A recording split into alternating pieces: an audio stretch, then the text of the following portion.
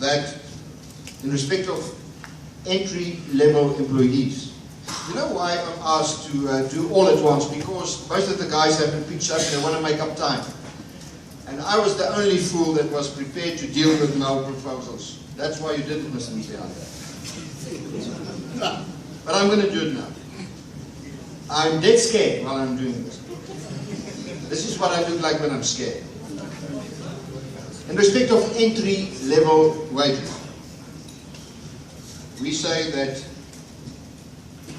in respect of newcomers in the industry, that the wage in respect of grades F, G and H, and in respect of grade 1 of those people on the five-grade system, be cut with 50%. Now, please don't make notes, you've seen it, don't look surprised, you've read all of this.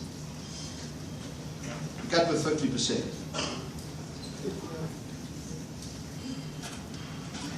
Well, the fact is, if we don't do that, or it's something very similar, we're not going to create work. We cannot bring in people into the industry on the current levels. And the exemption system is not working. We also say that increases be calculated on the minimums and not actuals.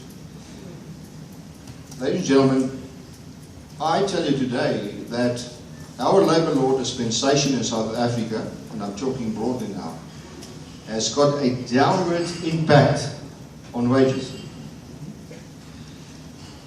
Our strict application of all kinds of rules has got a downward impact on wages. The more freedom there are, the more people will earn, and you say that can't be. There will be abused. People will be abused, always. Where there's freedom, there's abuse. People do that.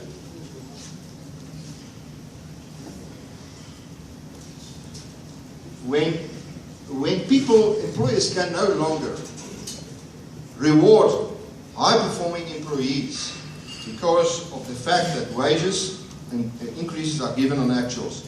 Once you've given it, it will harm you for the rest of your life. So they're reluctant to do it. Everybody will benefit. Employers will increase when wages are calculated on minimums. The current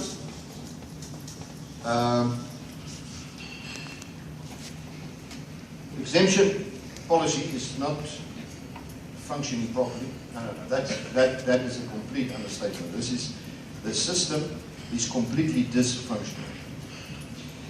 And it has a huge impact on business. If you have a little business somewhere in South Africa and you want to employ somebody and you're told that if you employ that person on this level, you must fill in a form, and then you must send it to somewhere where people that you've never seen before will decide on your future. You're simply not going to fill in that form, and you're not going to employ that person. It is employing in complete uncertainty, and it cannot work. So our proposal is very radical.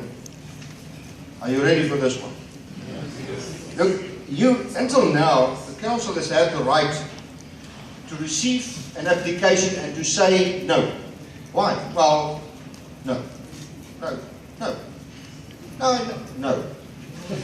So our proposal is you must say yes. What we say is, if you fill in the form and you comply administratively to all the provisions, you must get your application. Your application must be approved administratively. Then anyone can appeal that to the exemptions appeal board. That will create business confidence that at least people can start employing. This current system is an enormous deterrent to job creation. It is completely uncertain. But that's not radical. Radical stuff comes. We want a threshold on on employees under the jurisdiction of the council, equivalent to the what the Basic Conditions of Employment Act prescribes. We want a complete new grading system, which the old one was imported with Jan van Riebeeck. They found it somewhere. I mean, the stuff. What I don't find is that you arrive at a business where you fasten your horse to drink water. That I don't find it, because that's suited me.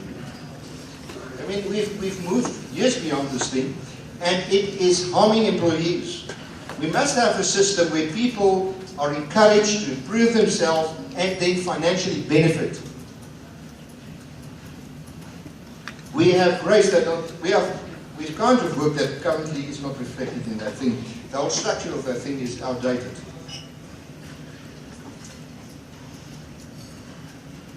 I'm trying to leave the hard ones for last, but I'm running out of the easy ones. So I've got to. Okay, here's the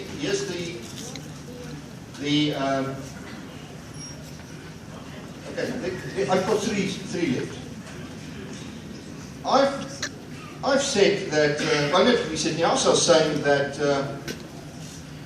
and this is directed at CISA, that we feel that SMMEs, no, that's not directed, see, that's directed at all of us, but it's also directed at that the small business, SMMEs and big business must negotiate separate deals. And we firmly believe in that. We cannot,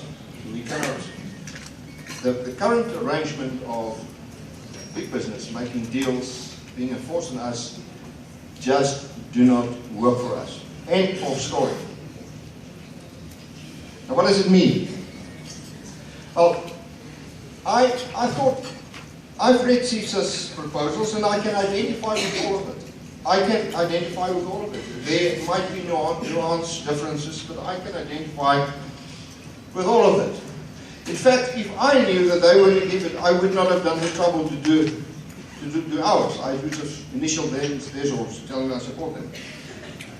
So I think maybe we can negotiate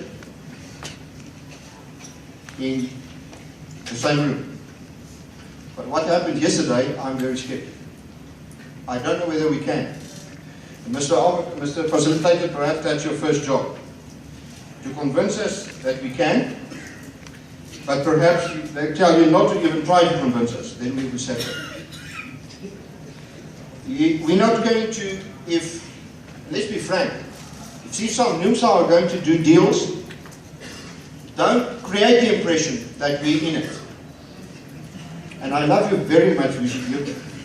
I love you. You know it. But don't make a fool of us. And if there's a glimmer of that, you're doing that, we'll be out. No, we'll negotiate with you. But there will be two separate employer forums. Yesterday was an eye-opener again. But we shared, to some extent, the same wage principles and differ from all other variables. Here's the second last. We want you to pay, unions, to pay for your money you get from employers. At least you must pay us to getting the money and pay it over to you. You can't do it for free.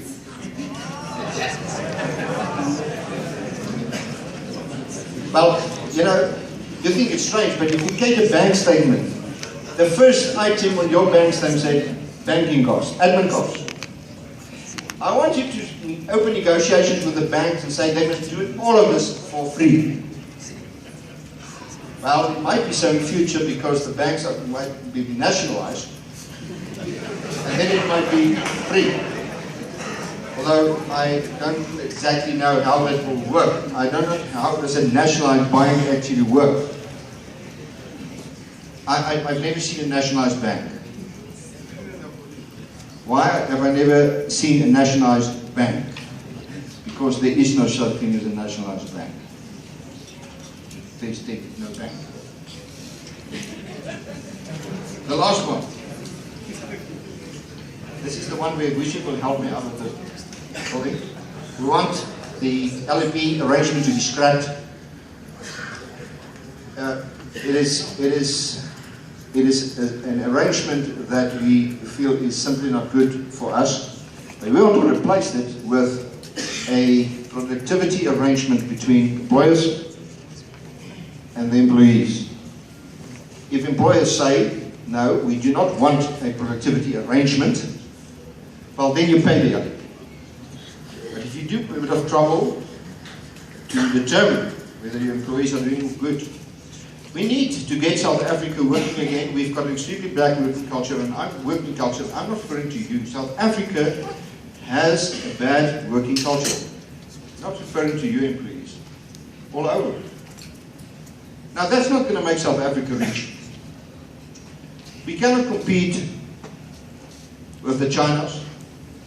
They've got their own model, which we don't like. We can't compete with Singapore. We cannot compete with Germany. You know, when I put on the radio, I never hear government telling employees to work harder. They tell them how many days leave they got.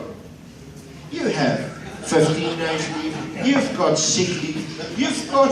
I mean, please take all these things, employees. I say, no, let's start working. Let's start working again. Let's make South Africa work. Ladies and gentlemen, thank you very much. Thank you for tolerating me. Thank you.